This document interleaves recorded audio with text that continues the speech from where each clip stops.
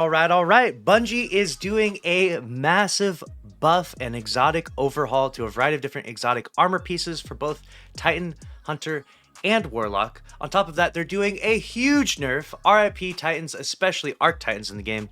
Y'all are really gonna hate this video, honestly. And lastly, they're doing a complete Strand overhaul, but we'll get to that in just a moment. Let's go ahead and jump into their newest article, Dev Insights, Season 22 Abilities and Armor Changes Preview. They go through how they have been reworking exotic armor pieces in the past and how they're going to be touching up on some of the ones that they have reworked that didn't quite shine as strong as they wanted them to. So first up, for Hunters, we have the Knucklehead Radar. The functionality of the Foe Tracer exotic helmet has been completely removed from that exotic and added to Knucklehead Radar on top of its existing benefits. So keep that in mind. Knucklehead Radar now has Foe Tracer combined into it, so this should make it pretty interesting. It'll give you that enhanced radar, and it'll give you the tracking of targets and stuff. So now what will Foe Tracer do? That's probably the first question you're wondering about. Well, they go over that. Foe Tracer is about to be completely reworked and be way different than it ever has before. We took some cues from the popular monochromatic Maestro artifact perk for this one. When you deal damage with one of your abilities, you gain a damage bonus with weapons that have damage types matching your subclass damage type. Additionally, when you defeat an enemy you've damaged with one of your abilities, either with another ability or with a weapon, the damage type matching your subclass type, you will spawn one of the collectible objects associated with your subclass, such as an Ionic Trace or a Fire Sprite.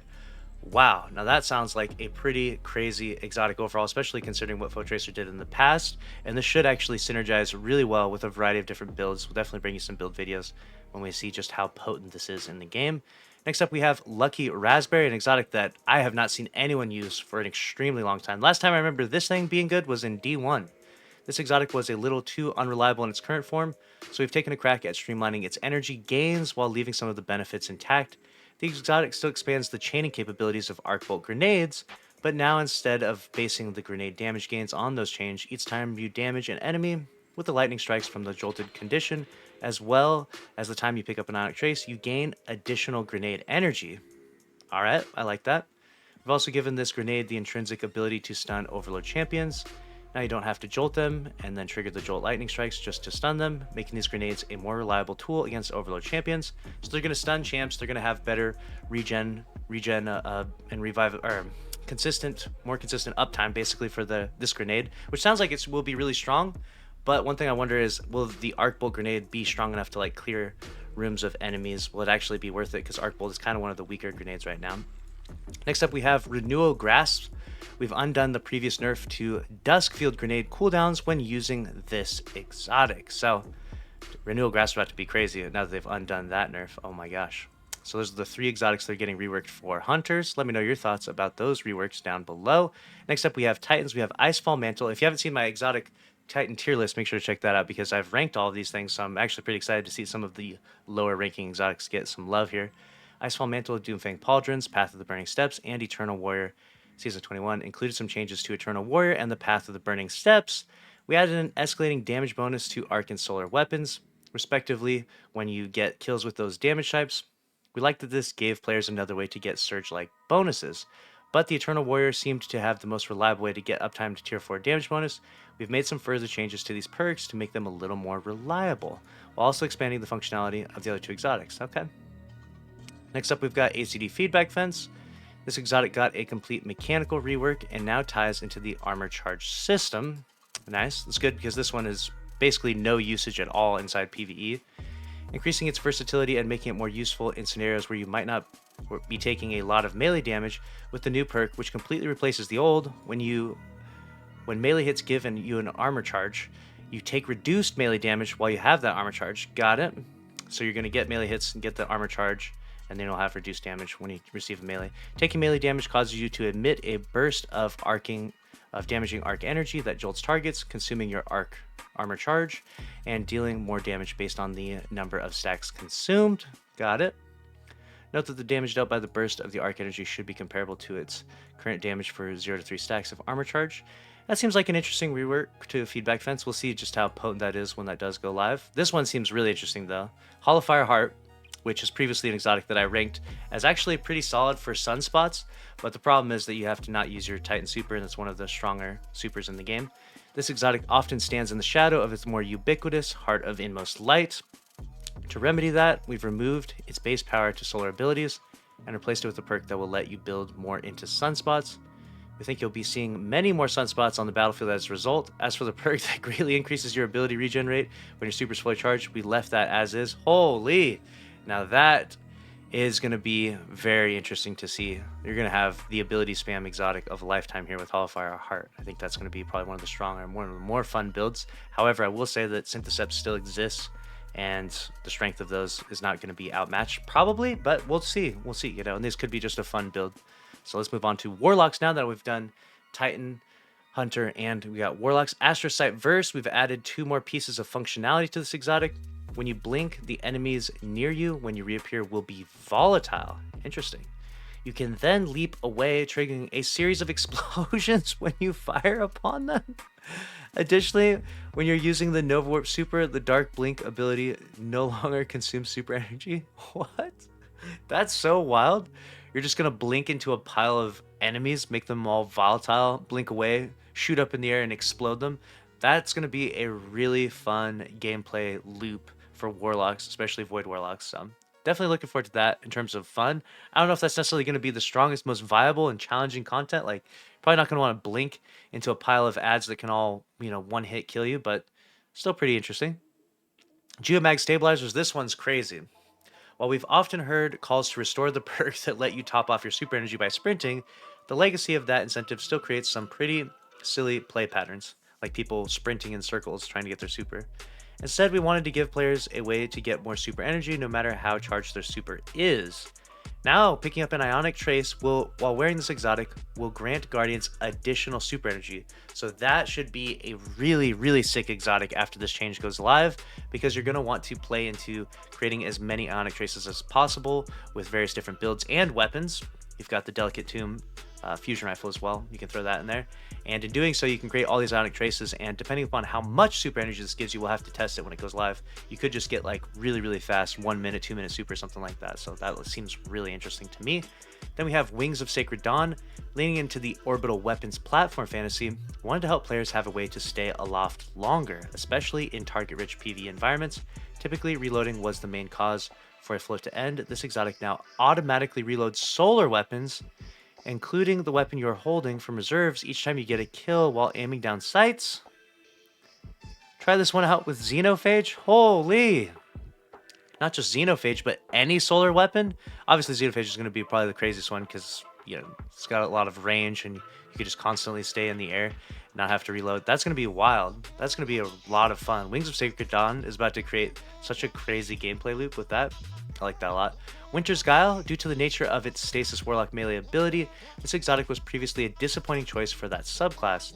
We've added a new perk to this one specifically for when you are playing with your Stasis subclass. Now combatants encased by your Penumbral Blast melee will automatically shatter after a short delay. Okay, sounds like a nice change to Winter's Guile. And then they're talking about the feedback, and they're going to adjust accordingly if things are good or bad. Maybe some things will be too hot, maybe some things will be too cold. Then we have the abilities preview, what they're going to do. Before we get into the actual changes, we've got to cover up goals for this release. This is their goals with the ability changes that they're trying to do. So basically, they're preemptively trying to soften the blow and help you understand why they're nerfing things and buffing things. So they're trying to reduce the uptime and potency of barricade abilities, particularly in high-level PvP activities. Titans are putting too many walls in PvP, and they're trying to bring an end to that, or at least to them being just so ridiculously strong and making Titans kind of the best class in PvP. Then we have reduce the potency of Striker Titan in high-level PvP activities, both in neutral game and when supers come up. RIP to Arc Titans, you had your moment in the sun, and now you're about to get harshly nerfed. So starting off with Barricade, this ability is a potent tool for closing off lanes, bunkering under fire, creating safe spaces to get a revive, and gathering information from relative safety. In PvP specifically, the prevalence of barricades can slow down the pace of play in a matter that doesn't have the way of meaningful counterplay. So barricades are rough. They are hard to fight against. We have been experimenting a while with opt-in ways to play around barricades, including anti-barrier rounds via the artifact or exotic weapons, origin traits, subclass buffs, tuning the damage special weapons, barricades, and more. These are all meant to increase an attacker's ability to remove barricades from the equation. However, it's clear that in the heat of the moment, these kinds of out-of-combat decisions aren't really coming into play, so we're making some base level changes across different barricade abilities. Here we go. Towering Barricade. Base cooldown increased from 48 seconds to 70 seconds. Woo! That's going to make your barricades come up significantly less often. All barricades, maximum health reduced from 600 to 500, so that's going to make your barricades also weaker Titans. Damage resistance versus PV combatants increased to compensate. Got it. So in PV, they're getting a little bit of adjustment there in terms of their damage resistance. At this time, we're not extending the Towering Barricade cooldown change to the Bastion variant, which is already a base cooldown time of 100 seconds. However, the maximum health reduction does apply, bringing its effective HP against players from 500 to 417. So talk about Void Titan. Got it. Next up, Striker Titan. Probably won't surprise you to hear that Striker Titan has been significantly overperforming in high-level PvP activities like Trials. While we believe that a small portion of this is due to the strong focus on Arc and the Seasonal Artifact, we also believe that their base kit has a few elements that are too strong. Notably, the Thunder Crash super is a one-off super, but in practice, its kill potential is closer to that of a roaming super. So what they're doing is increasing the base cooldown time from 500 seconds to 556 seconds, matching the majority of the roaming super coaster. So they're saying the Thunder Crash is a little too potent, a little too strong, so they're matching its time to all the different roaming supers in the game. On top of that, Knockout is a little too potent, which I think we could agree a little bit. So an extremely strong ability. Knockout is getting reduced damage bonus versus players from 50 to 30. Whew. So they're nerfing the wall, they're nerfing the super, and they're nerfing Knockout. Arc Titans, that is rough. RIP. Comment down below if you're an Arc Titan, because you're probably going to be swapping over something else. And comment what you're going to be swapping over to. It's probably not going to be Strand, though, because we're going to go over all the different Strand changes. Maybe it will be, though, because there's some Strand buffs in here that are actually pretty good. Next up, they talk about Strand and all the adjustments that they're trying to do. And basically, the entire article from this section on is focused on why Suspend is so ridiculously OP right now. If you haven't used Suspension in challenging endgame PvE, obviously, you know, a Strand Titan is ridiculous with the boots. You can put those on, and as soon as you put down your Titan wall, you suspend all the targets, champions, everything. They can't shoot back at you. It just makes the gameplay loop, makes playing the game really, really easy. Now, for me, for the player, and for you out there, you probably enjoy this, and you're like, I don't want this stuff nerfed, but if they're going to nerf the stuff that's too overpowered, then at least what they want to do is buff the things that are weak on Strand, and that's what they do here, so let's go ahead and jump into that. Suspend is currently a skeleton key that solves combat problems against all combatant types. That's true. Its current duration heavily steps on the toes of Stasis Freeze, which we want to keep as the highest potency disable in the sandbox. Okay, so this is also trying to adjust the balance between using Strand or using Stasis. The uptime of suspending atoms doesn't allow for meaningful player decision making when choosing when and where to place a hard disable. Got it. To address these problems, we're making a suite of changes across both Suspend and its supporting atoms to better carve out a healthier role for Suspend in the sandbox. Here we go. Here are the adjustments. Suspend. Reduced base suspend duration versus non-champion PV combatants from 8 seconds to 5 seconds. Got it. Thread of Continuity now extends this duration to 7 seconds, down from 12 seconds. So when you suspend targets, they won't be hanging there for nearly as long, so you'll have to melt them quickly or choose to try and suspend them again. Reduced base suspend duration versus champion combatants for 8 seconds to 3 seconds, 4 seconds with Thread of Continuity. Wow. Increased snap damage dealt to suspend boss combatants by 67%. I'm not exactly sure what this is. The snap damage, is that talking about like the snap melee, or if that's probably just the wrong word that they meant to use there, but we'll get back to that later. Thread of Mind, reduced class ability energy gain based on the tier of the defeated target.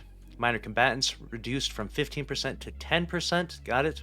Then we have major combatants and players reduced from 25 to 15%. Bosses, champions, and mini bosses reduced from 50 to 25%. Whew. That is a rough adjustment to Thread of Mind, so you're not going to get nearly as much ability energy back from using that. Thread of Generation, reduce the overall energy gain per damage event against PvE enemies by about 20%. Rebalance the energy gain multiplier across primary weapon archetypes. We wanted to give the energy gains for dealing damage with precision weapons and fully automatic weapons closer together. Overall, reduce the efficiency of fully automatic primary weapons and increase the efficiency of precision primary weapons to compensate. Got it. Okay. Now let's get into the buffs. Okay, we've seen the harsh nerfs. We're all probably kind of reeling from that one, especially if you've been using Strand recently. You're like, what is going on here? Why is all the good stuff getting nerfed?